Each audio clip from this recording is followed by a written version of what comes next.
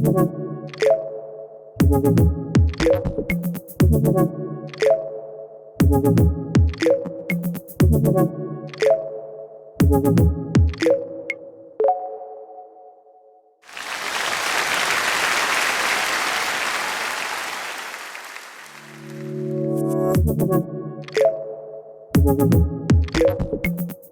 groupe Apicil est le troisième groupe de protection sociale français.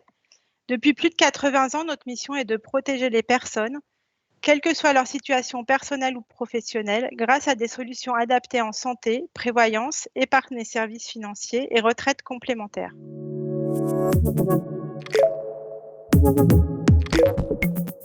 Donc, sur les objectifs de la campagne, en fait, de par notre identité paritaire et mutualisme, nous sommes très à l'écoute du progrès social et des actions en faveur de l'inclusion. C'est pour cela que nous nous sommes lancés dans une démarche d'obtention du label diversité et du label égalité professionnelle. À travers cette démarche, nous faisons vivre nos valeurs qui sont des valeurs de partage, d'excellence et d'engagement. Nous avons choisi de nous concentrer sur 7 thèmes de discrimination. Ces 7 thèmes sont l'égalité professionnelle, l'engagement et l'état de santé, l'âge et les générations, l'origine, l'expression du fait religieux, l'orientation sexuelle et l'identité de genre et l'apparence physique. Pour cette campagne, nous avons voulu surtout avoir une parole forte de la DRH, dont la politique RH est fondée sur l'intégration par l'emploi, le respect de l'égalité des chances et la prévention de toutes les discriminations. Nous avons voulu fédérer l'ensemble des collaborateurs du groupe autour d'un sujet favorisant la cohésion sociale et le mieux vivre au travail. Et enfin, nous avons voulu interpeller avec un ton direct et donner envie aux collaborateurs d'être acteurs de cette démarche. Cette campagne est le reflet de qui nous sommes. Nous avons un très bel écho en interne et nous continuons à poursuivre sur cette dynamique en 2021.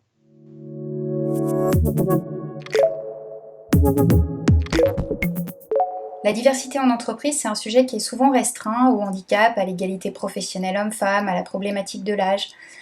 Quand on a été interrogé par Apicil sur cette campagne, on a tout de suite senti que le sujet diversité-inclusion allait être abordé de façon plus large, parce que c'était un véritable projet d'entreprise qui était en phase avec l'ADN du groupe, parce que c'était un sujet concret pour eux qui portait les actions RH du groupe, et parce que c'était une thématique qui était vraiment en accord avec les valeurs de partage, d'excellence et d'engagement qu'a cité Dorothée tout à l'heure.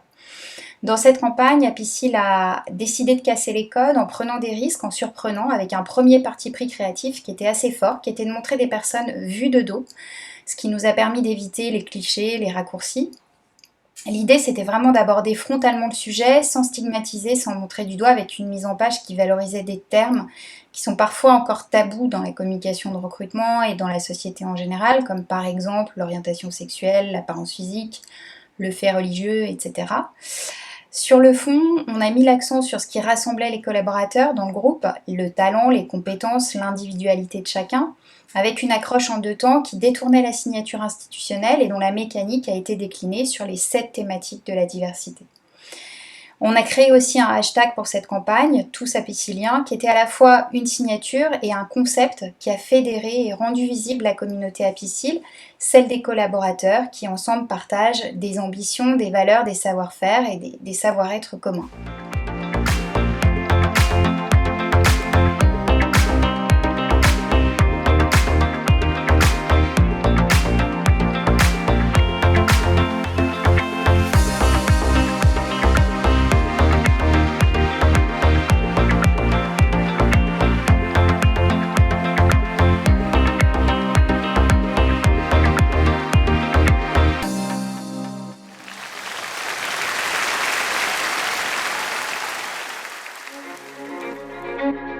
Je suis de tous les combats. Je suis de toutes les épreuves. Je reste engagée. Et je suis ma voix. Ici, on avance. Tous avec les mêmes chances. Nos valeurs nous façonnent. Nous sommes vos soldats. L'armée de terre recrute et forme 15 000 soldats et cadres. S'engager.fr. Votre volonté, notre fierté.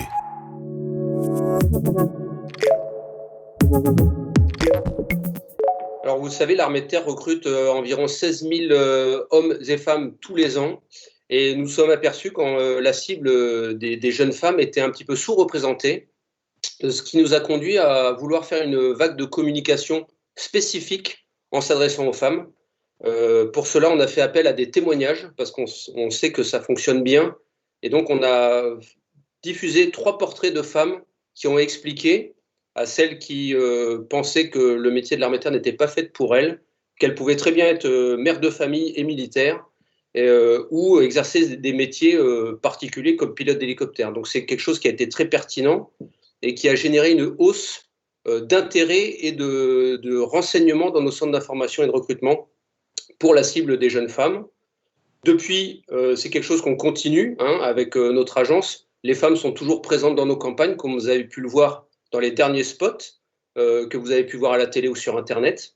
Et c'est un dispositif qui a été complété par des ambassadrices auxquelles les jeunes peuvent poser des questions directement sur une plateforme dédiée sur Internet pour leur demander pourquoi elles se sont engagées, quelles sont les difficultés qu'elles ont pu éventuellement rencontrer et comment elles vivent cette expérience de femmes et de militaires.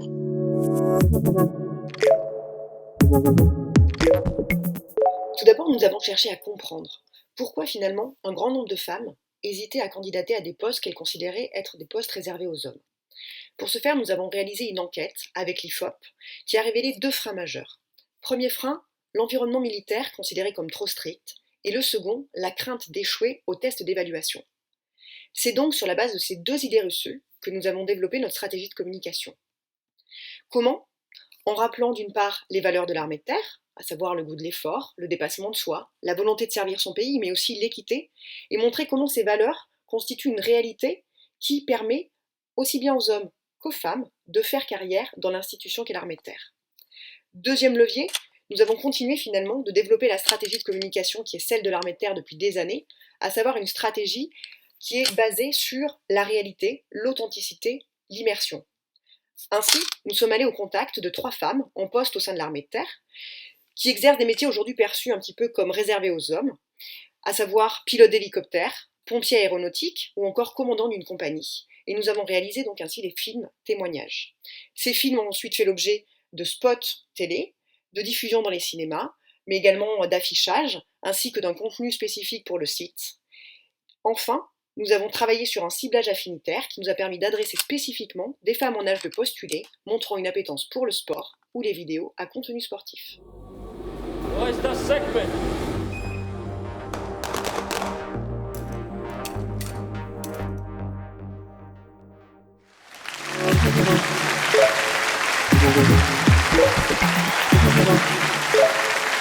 Thank you.